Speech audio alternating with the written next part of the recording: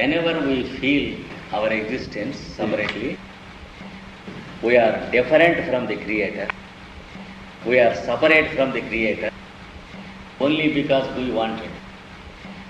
But once again, whenever we feel the oneness, we are one with the Creator.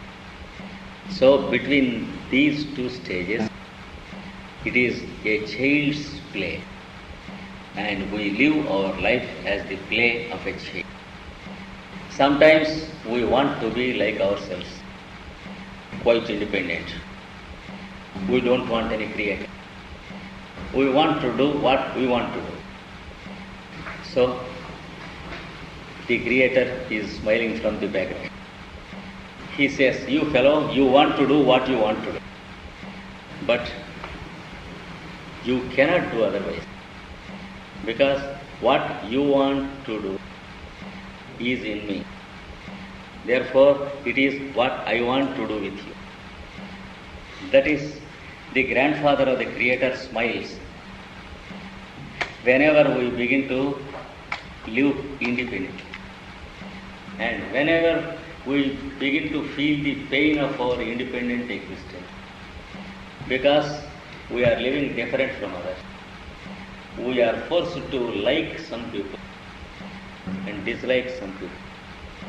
Like some persons for some time and dislike the same persons after some time. So we have to live in pain and pleasure. We have to put up with willingness and unwillingness. We have to live compromised with sorrow and suffering because we want to live for ourselves. Then the grandfather smiles and says, how is it? We say it is pain. He asks, how is the pain? We say it is suffering. He says, is the suffering happy? We say no.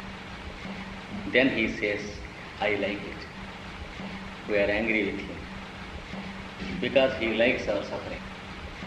But when once he wants to give his experience to us, it takes no time for us to live one with him.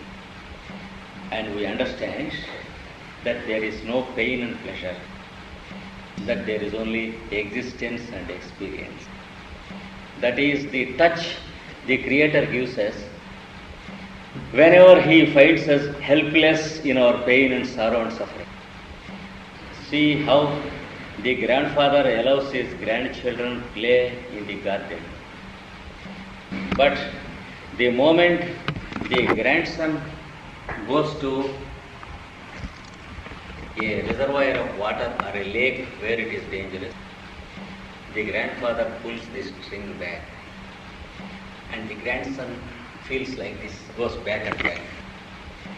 Until then, the little fellow does not know that the grandfather has tied a string around the neck of the grandson and has the string with him. Only at that juncture we understand that we are having our own likes and dislikes. But the fact is we are not independent. We cannot like what we dislike. We cannot dislike what we like. So we are kept as dogs of our likes and dislikes. And that is the string he puts to us. To make us understand this state, you see an initiation in the 9th chapter of Bhagavad Gita. There he says, all this creation is in you. He asks you to meditate upon a particular mantra. That is, to meditate upon an idea. Close your eyes and feel that the whole world is in you. Everyone, including your friends, your wife, or each of them say, I am myself. I am Krishnamacharya, I am Benva, like that. Then talk to him, who I am. Each of them should feel that I am, that he is the I am. Because All of them are in you. Suppose you are getting a dream in which you find millions and millions of people in yourself. It's not impossible. Because we get crowds of people in the dream. Sometimes we find 5, 6, 7 or 10 people in our dream. They are all made up of our mind. So they are all in us. They are within us, from us, playing in us. That is what happens in your dream. Imagine that in your dream you see millions and millions of. Whenever you say I am, they all say I am. Because if you have 1,000 amplifiers in this street, and if you say at the microphone I am, all the 1,000 amplifiers say I am. Similarly, in your dream, whenever you say, these millions of people say I am. Then tell them, I am in all of you. In the same way, God is in all of us. Then tell them, I am not in you, but you are in me. One step after another step.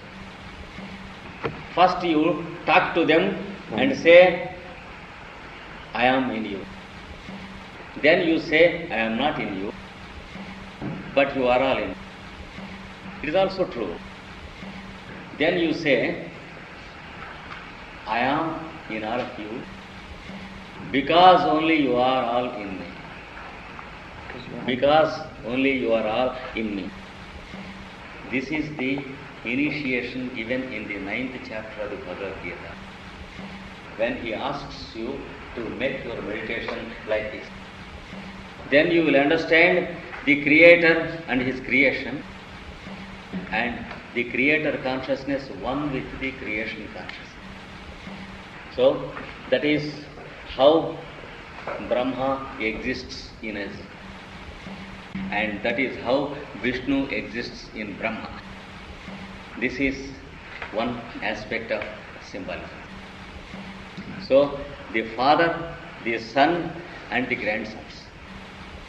So, we are said to be the grandsons of the blue grandfather, because he is described as one having a blue body. That is what we say space or sky. So Vishnu is blue in color, but Brahma is brilliant or white in color, because the sunlight represents the externalization of creation. What we call sunlight is only light to our eye, but in itself it is consciousness and not light, because in all the 7 planes the sunlight exists. We know it as heat to the body and as white light to the eyes and the 7 colors also, but we do not know what light is to the higher planes. The sun is light to all the 7 planes of our existence. To our body, he gives physical light. That is what we call the heat of the sun. To our eye, he gives us the optical light. To the mind, he gives us the activity of the mind, which is mental light.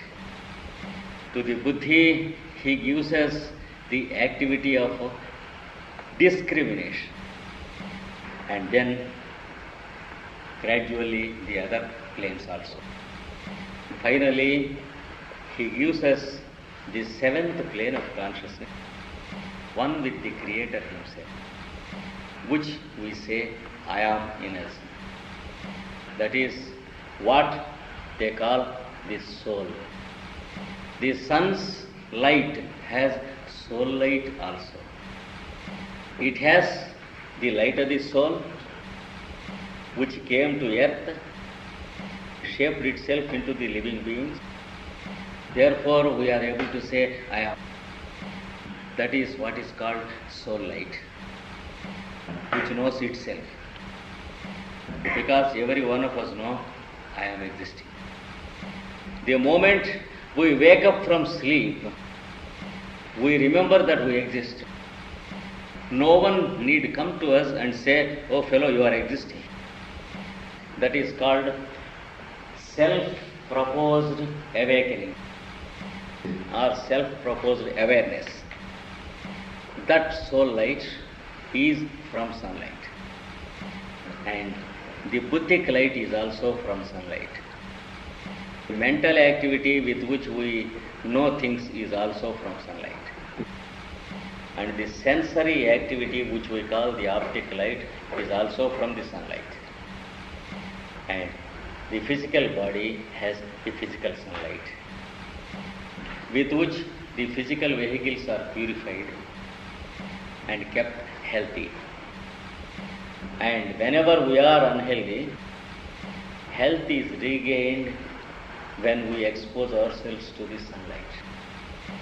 So, this is about the creation of the Creator and about His soul, which is in no way different from our soul. Our mind is different from His mind. Our senses are different from His senses. Our bodies are different from His bodies. But our soul is not different from His soul, because there is only one soul. Sometimes we use the word souls. It is meaningless. It may mean something under the boot, because we have souls under the boots. But in the original sense, which we call soul, we don't have your soul or my soul. We have only soul, and our bodies are existing in this soul. That is why it is foolish to say, I have a soul. The truth is, we should say, I am a soul and I have a body. We should not say, I am a body and I have a soul. We can say, I have a mind. We can say, I have a buddhi. I have an intelligence. I have a reasoning. I have a logic. Everything you can say. But you can't say, I have a soul. If you say, I have a soul, it means under the boot. So, about this soul, you should say, I am a soul. We are related to our grandfather. Because of this soul, we are his grandsons. So, this soul which we call I am, links us with our grandfather, and it links him with his grandsons. That's why in the Bhagavad Gita he says, I am the grandfather, the father, the mother, protector, and the child. Take it as an initiation and meditate. That is what he says. This is a part of the symbolism of the Indians. We go into a few more details of it tomorrow. Thank you all.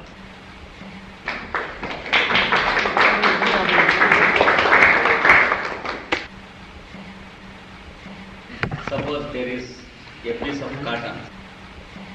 There is some fabric from cotton. There is cloth made of cotton. Then a coat made of cotton. So, the first step is cotton. Second stage is the strings or the fabric made up of cotton. The third step is cloth. Fourth step is coat. Fifth step is your coat and my coat and his coat. You see, this coat is cut. What is it? That is dye. Coat is dye. But cloth exists. Accepted? But suppose if we cut the cloth, what is dyeing? Cloth is dyeing but the strings are not dying. Mais les fils, eux, ne meurent pas. But the strings are dying. If you burn cotton, but the atoms are. If we destroy the atom is dying, but the isotopes are not. The electron and the proton, they go into their native places for vacation. That is what we call space. So, this physical body is made up of physical cells. Physical cells are made up of mineral atoms. Atoms are made up of electrons, protons and neutrons. So, what we call the living person inside is only the resultant or the combination of the total. The finest existence which we call space, that begins to vibrate. Vibrations are framed into patterns which we call atoms. Atoms are made into matter. Matter is made into earth matter. Earth matter is made into earth atoms. And the living beings are made. Then what we call death is nothing but a chemical change, unscientifically understood as death. It is only a change of state of existence. But whenever the death is complete, there is nothing to take another birth or reincarnation. Just as when there are 10 ice blocks in a tumbler, the ice block which completely becomes water gets mixed with the water in the tumbler. There is no question of itself reincarnating into another ice block, because any part of the water is the same. When you make it in the frigidaire, any part of the water becomes an ice block once again. You can't say it is the same water which came from that particular ice block, again it is becoming ice. See, any part of water can become an ice block once again, but there is no reincarnation into an ice block. It is only a new incarnation and no reincarnation. But if the fusion of the ice block is not complete, suppose there is a little ice block left, once again place in a cup of water in the frigidaire, you will find a big lump of ice once again forming. Then you can say that it is the same ice block. So here also, if the death is complete, there is no reincarnation, because we will go into the background, and once again it is the background that comes out into the front. But many times we do not die completely. We have the above said 7 stages in us. Sometimes we die physically, but emotionally we are still suspended. Then it is said the physical death has occurred, but the person still lives for some moments in the astral body. Sometimes after the astral body is gone, there is the suspending of the personality. That is, the likes and dislikes of the person. He exists as a mental point in space. Once again, he can be gravitated to the astral and physical matter and enters into a father according to the law of magnetism, and then he will be fertilized into the mother. So the death is not complete. After the physical death has occurred, the astral death has occurred, mental death has occurred, buddhic death also occurred. Then he comes back. You can say that the same person is reincarnated. But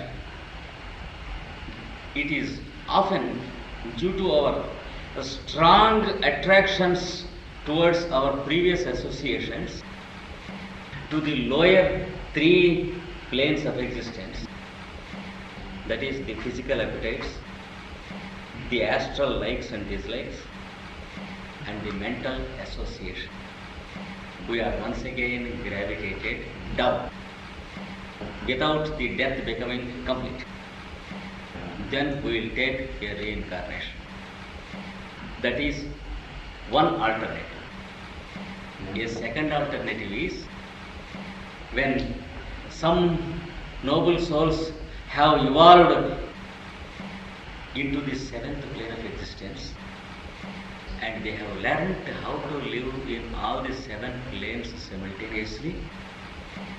This practice is possible only while we are in the physical plane, because the physical plane existence is the only complete laboratory with all the equipment available.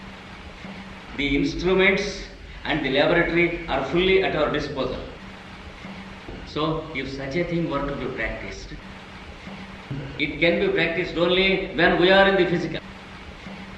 And when such people who have attained mastery over the simultaneous existence in all the seven consciousnesses, they find that the whole thing is a game. It is like a child playing, and a joy and a pleasure. Then when they see people making themselves miserable, swimming in likes and dislikes, they take pity for people. They refuse to get liberated. They want to keep their death incomplete for a very long period of time. They want to keep their death incomplete for thousands and thousands of reincarnations, for the mere fact of helping the younger brothers of humanity. And those, we call them the masters. That means they have done the greatest sacrifice. For example, Lord Buddha has accepted to get himself stuck up on this earth globe, to work as presence in all the living beings, until every atom of this earth globe is illuminated. That is what we are told about Buddha. And he doesn't prefer to go back, though we live in his presence and commit many crimes and blunders in him, causing pain to his presence with our presence. Same is the case with the Christ. So, in such a way they exist. This is another alternative of the possibility of reincarnation. These are the two cases where reincarnation takes place. And since these two alternatives form part of the karma of our earth globe, here karma of the earth means the great plan of the earth. We cannot help either having a reincarnation or avoiding a reincarnation. Reincarnation is a fact, and in some cases it is an imprisonment for those who live in the first three planes of consciousness. In others, it is part of their plan, and out of their sweet will they reincarnate. They get reincarnated. This is the two phases of reincarnation. Excuse me. Is it clear? Is it clear? Yes. He cannot come back if he allows his death complete. It is only one, for one person it is possible.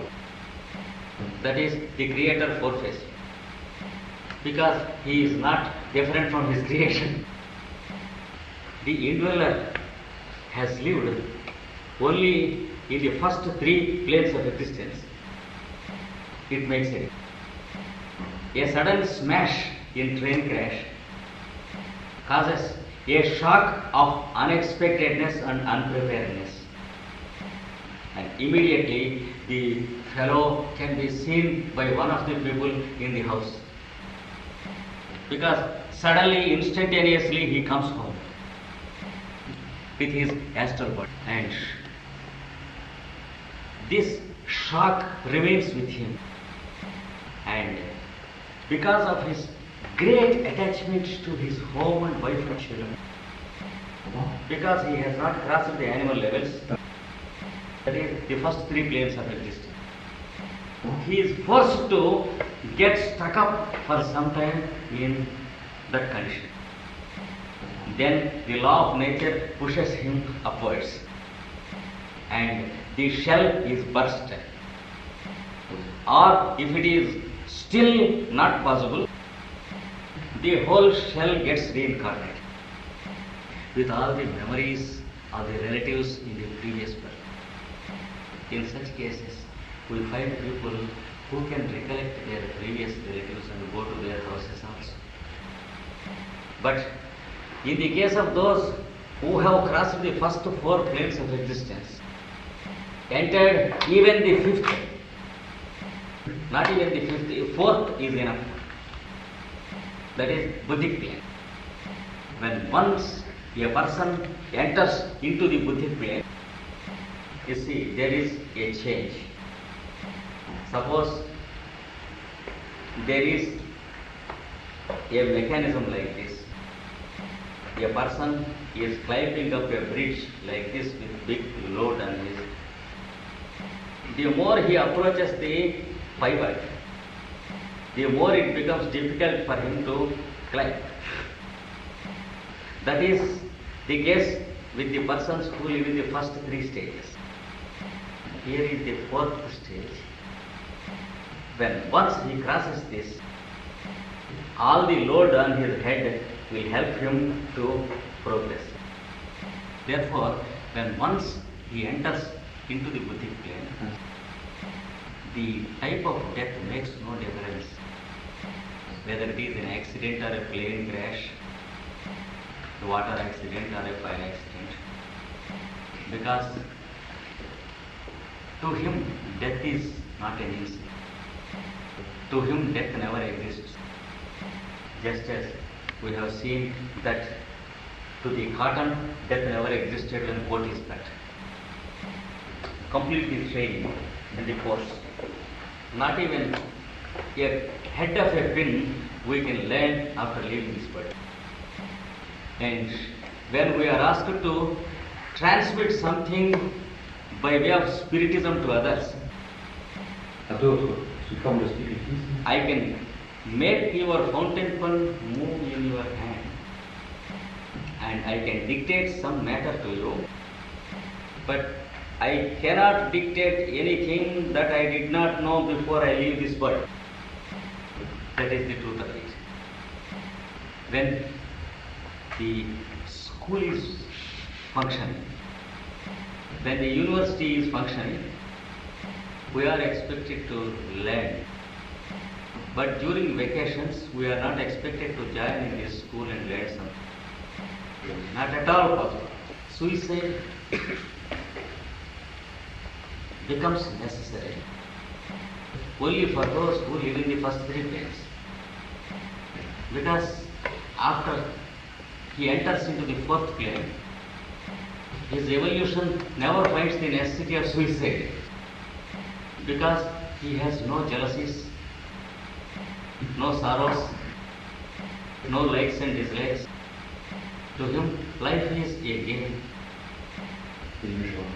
No possibility. But when people are living only up to the third plane of consciousness, they are moved by emotions and motives, which make him feel that he should die. Because they mentally accept that death is a fact. and they accept that death is an escape. But when once you know that death is not a fact, but it is only a chemical change, no fool accepts to commit suicide.